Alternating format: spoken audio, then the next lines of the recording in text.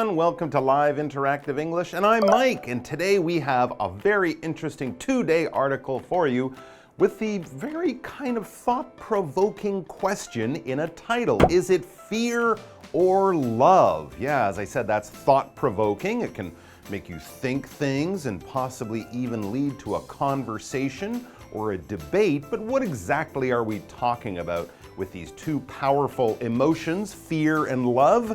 Well, actually, it gets a little more confusing because then we introduce the second part of our title, explaining the suspension bridge effect.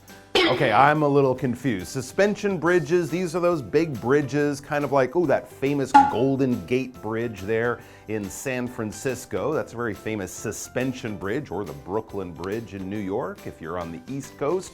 So that's engineering, right? Architecture, building bridges, okay. But when we talk about an effect of something, that's more like your behavior or things that happen in the world or something like that. I'm not sure what effect suspension bridges are having. And then to add to the sort of confusion about this, how does a suspension bridge and its effect have anything to do with fear or love? These very powerful human emotions. It's a bit of a question in that title, more than one question. There's a question there and we have questions. So the only way to get any answers for any of this stuff is to start reading the article. So let's find out. Is it fear or love? Explaining the suspension bridge effect. Yes, please, explain this effect. I'd like to know.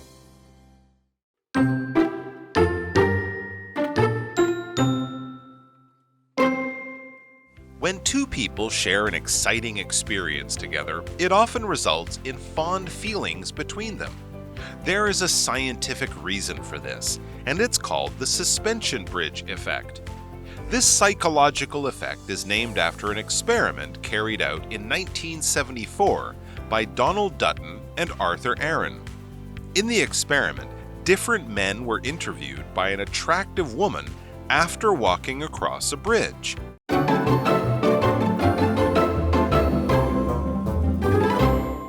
All right, so yes, is it fear or love? Explaining the suspension bridge effect. Let's find out what this is all about. It says, when two people share an exciting experience together, it often results in fond feelings between them. Okay, I think we might have all experienced this. If you have an exciting experience, if something kind of thrilling or dangerous goes on, and you're with other people, often this can result in fond, warm, friendly feelings. I mean, have you ever been in a situation, maybe you're on a bus and the bus sort of drives wildly, or the bus driver has to stop quickly and everyone's like, oh my God, and then you realize you're okay, and you might smile at the person sitting next to you or check to see that that old lady over there is okay. These were strangers before, but this experience has created these feelings of sort of friendship, these fond feelings. Well, why does that happen? It says there is a scientific reason for this, and it's called the suspension bridge effect. All right, bridges must come into this somehow, but we're talking about psychology and behavior, the way humans act around each other and how they feel towards each other. And if you have good, warm, friendly feelings towards someone, you might say you have fond feelings towards that person. Basically, yeah, it's warm, it's friendly. Maybe you're not madly in love with that person, but when you see that person, you smile. When you have a birthday, you might invite that person, or when they write something to you on social media, you're always happy to hear from them because you have good, warm, friendly, and fond feelings towards that person. You can also have fond feelings towards animals, pets, or even a place. You might go back to your old high school when many years later and have fond feelings of, walking in the hallways, playing in the gym, going to class with your friends, all of those things. Warm, friendly memories. For example, she has fond memories of growing up in the countryside. So obviously she had a good time growing up in the countryside. And we also have a word scientific. Well, you guys probably know the word science, right? Anything to do with science is scientific. So you can read a scientific magazine. Scientists will use scientific equipment and tools and do scientific research and stuff like that, because it's all following the rules and logic and laws of science. It's all about science. The man's claims are not supported by scientific data. Yeah, if your friend says that something happened and another friend agrees, that doesn't make it science. That's interesting and it's a good story, but it's not exactly scientific. All right, let's go back to the article and find out more about this. It says this psychological effect, that's the suspension bridge effect, this psychological effect is named after an experiment carried out in 1974 by Donald Dutton and Arthur Aaron. Okay, so yes, here's some scientific research going on into the science of psychology. This is human thought, emotions, behavior, things like that. Why do we do the things we do as human animals, basically? So, what did these two scientists find out? Well, in the experiment, different men were interviewed, I should say, by an attractive woman after walking across a bridge. Okay, so they had this scientific experiment. The men in the experiment, they were sort of like the rabbits or the test rats being tested. They were told to walk across a bridge, and then at the end of the bridge, there would be an attractive woman, a beautiful, good-looking woman, and she would interview them. She would ask them questions. I don't know where this is all leading, but it seems that the bridge was leading the men to this attractive woman waiting for them. If something is attractive, especially if we're talking about a person, just think of it as saying good-looking, handsome, pretty, beautiful. Of course, some of those words we might use with women more, right? Pretty, beautiful, handsome, we might use more with a man. But attractive is great because you can use it for all sorts of people. Doesn't matter who they are, what they look like. If you think they look good, you might say they are attractive. We can also use it for lots of other things. An attractive home, an attractive living room, an attractive beach to spend your holiday on. It looks good. It's something you want to spend time around. For example, only older people find that movie star attractive. Very interesting. I wonder who they're talking about. All right, we'll take a break and then we'll be back with more about the suspension bridge effect.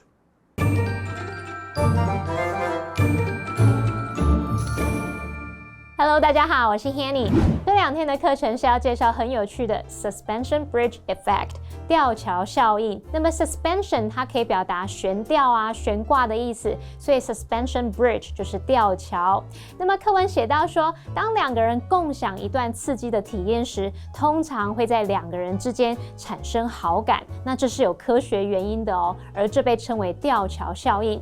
这种心理效应啊，是根据1974年 Donald Dutton 和 Arthur Aaron 进行的一项实验所命名的。在这个实验当中，不同的男子走过一座桥之后，会接受一位迷人女子的采访。好，我们先来看看单字 fond。fond 它是形容美好的、愉快的，也可以形容深情的。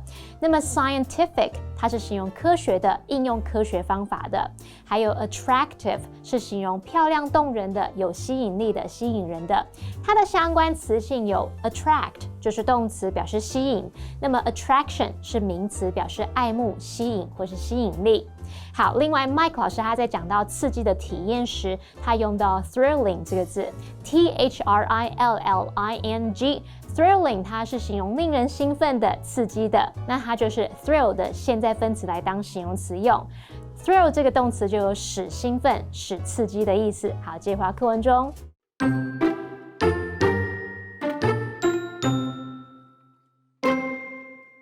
However, some men crossed a swinging bridge that was very high off the ground.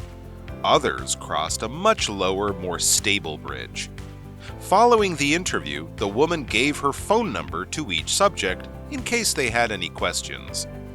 The men who crossed the higher, anxiety-inducing bridge were much more likely to call the woman later.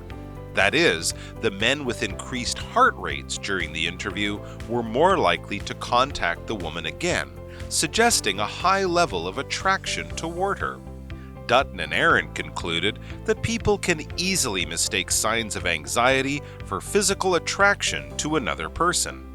Based on their research, people have developed some advice that may be useful for attracting someone's romantic interest.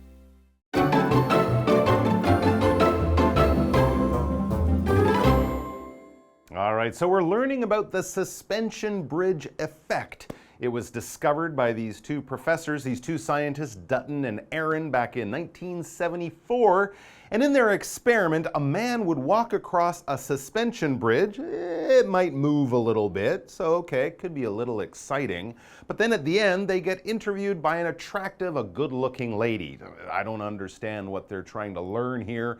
This is a very strange experiment. But let's find out more about it, because it does get more complicated as we read. However, some men crossed a swinging bridge that was very high off the ground. Okay, if you've ever walked across one of those, I think there's one in Tailuga in Taroko Gorge, right? They can swing, and if the wind is moving or there's a lot of people on it, it can kind of bounce. And yeah, if you're high off the ground, that means if you fall a long way. The ground is a long way down there. So that would be a little bit scary, right? Others, we read, others crossed a much lower, more stable bridge. Okay, so this might have been very solid. You could stand on it, walk, jump, run on it. It wouldn't move because it's so stable and it's lower down to the ground. Not so scary, right? Okay, definitely walking across something stable is much less scary than walking across something that would swing and move, because stable means it doesn't move. It's very solid. It sits on the ground. You can't knock it over very easily. If I stand on one foot and you come over and give me a little push, it would be quite easy for me to fall over because it's not very stable standing on one foot. But let's say you're standing up on a bus or an MRT, something moving. You might put your legs wider, maybe even bend your legs, and if someone pushed you or if the bus moved, you wouldn't fall over, right? Because you're very stable. In the same way, a chair with 3 legs is not as stable as a chair with 4 legs because it's easier for it to fall over. It's not as stable. Here we go, another chair in our sentence.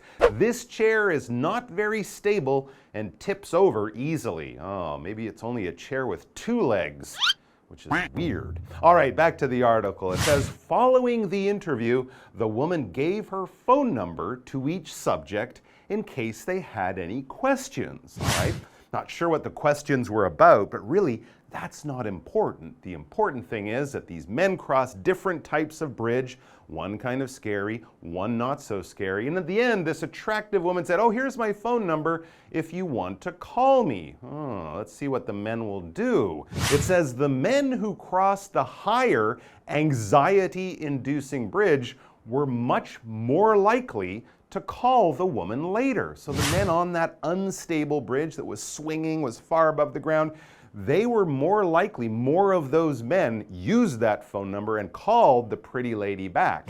That is, these men on the higher bridge, that is, the men with increased heart rates during the interview were more likely to contact the woman again, suggesting a high level of attraction toward her. So these men who had these scary experiences and then met this pretty lady were more likely to call the pretty lady than the men on the lower bridge. They crossed the same kind of bridge, they're the same kind of men, the woman might have been the same, but something about being on the scary bridge and having their heart beating much faster because they were scared made them more likely to call the pretty lady. Why? Well, let's get back to these two scientists. Dutton and Aaron concluded that people can easily mistake signs of anxiety for physical attraction to another person. So signs of anxiety. Anxiety is like stress and fear and being nervous, like you're on a dangerous bridge and you're afraid you're gonna fall and die. Your brain can kind of confuse that feeling for being attracted to someone. Your heart might beat faster in both of those situations, right? Based on their research, people have developed some advice that may be useful for attracting someone's romantic interest. And I don't think it involves putting them on dangerous bridges. We're going to find out more about this. But first, let's talk about this word, romantic. Romantic is anything to do with love and romance. Romance would be the noun form. Romantic is the adjective form. 12 red roses to your love is a very romantic thing to do. Valentine's Day is always told, we're always told, is a very romantic day, and you might make a romantic gesture like writing a nice card, buying some chocolates, taking your love out to dinner, and doing all of that nice romantic stuff. For example, after spending a lot of time with Harold, Mia began to have romantic feelings for him. Maybe she had just walked over a very high bridge. We don't know. But we're going to find out more about the suspension bridge effect and other ways we've learned how to notice it and discover it and possibly even use it in the world in tomorrow's article. So please do come back for that. Until then, bye-bye.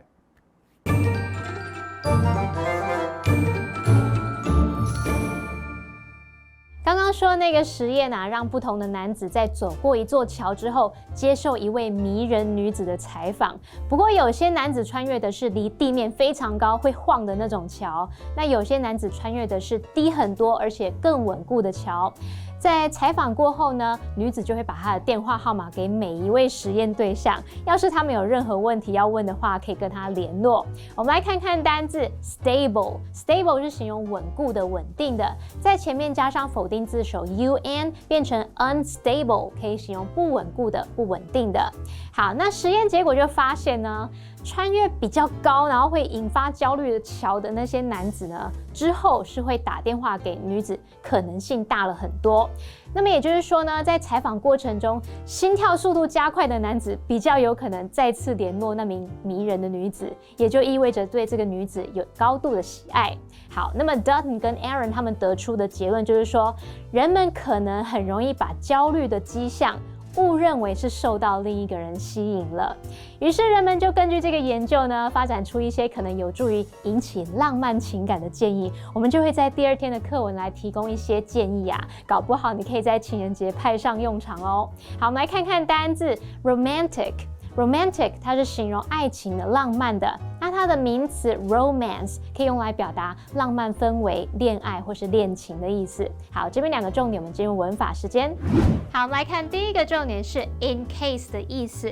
好，那第一种呢，你可以用 in case 去表达如果、要是或是万一，引导条件副词子句，这时候它意思就跟 if 很相近，主要是用在美语当中。例如 In case you have any questions, please feel free to contact us. 倘若您有任何问题，欢迎与我们联系。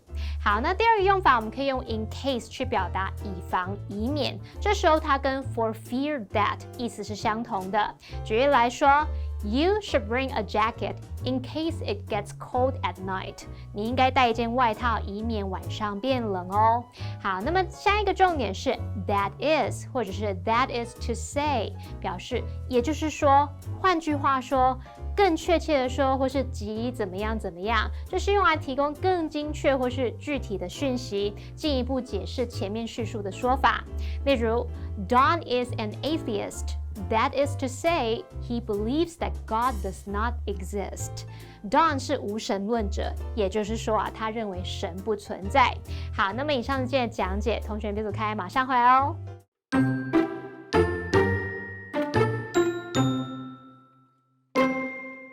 When two people share an exciting experience together, it often results in fond feelings between them. There is a scientific reason for this, and it's called the suspension bridge effect. This psychological effect is named after an experiment carried out in 1974 by Donald Dutton and Arthur Aaron. In the experiment, different men were interviewed by an attractive woman after walking across a bridge. However, some men crossed a swinging bridge that was very high off the ground. Others crossed a much lower, more stable bridge. Following the interview, the woman gave her phone number to each subject in case they had any questions. The men who crossed the higher, anxiety-inducing bridge were much more likely to call the woman later. That is, the men with increased heart rates during the interview were more likely to contact the woman again, suggesting a high level of attraction toward her. Dutton and Aaron concluded that people can easily mistake signs of anxiety for physical attraction to another person. Based on their research, people have developed some advice that may be useful for attracting someone's romantic interest.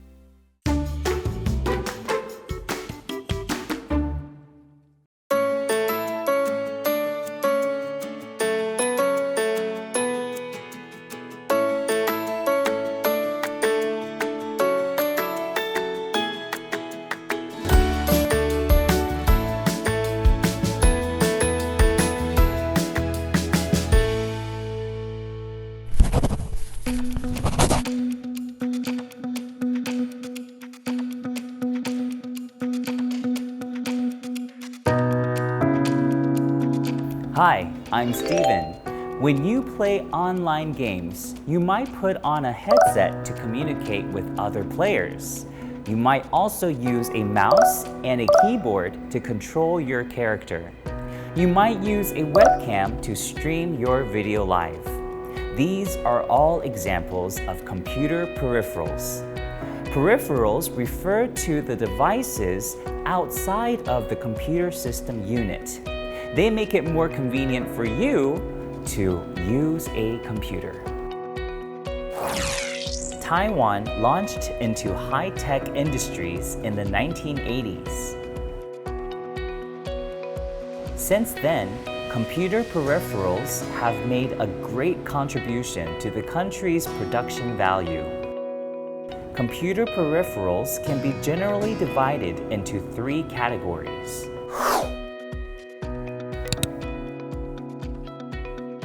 An input device sends data or instructions to the computer, such as computer mice, keyboards,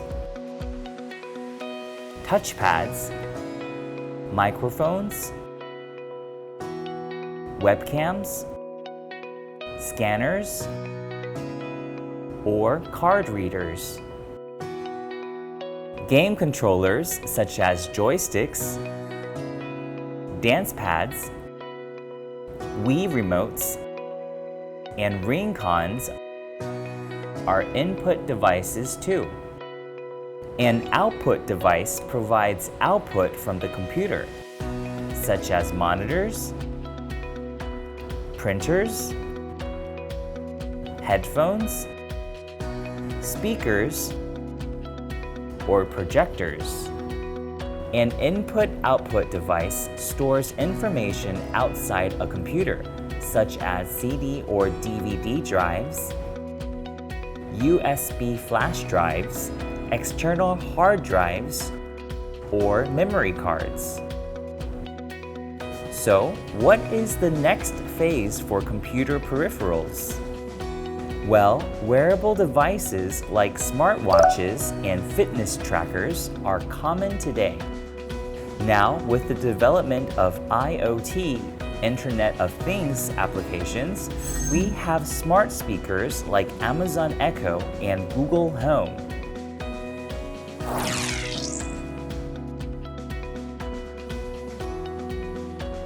One thing we can be sure of is, from computer peripherals to consumer electronics, all are getting smarter and smarter.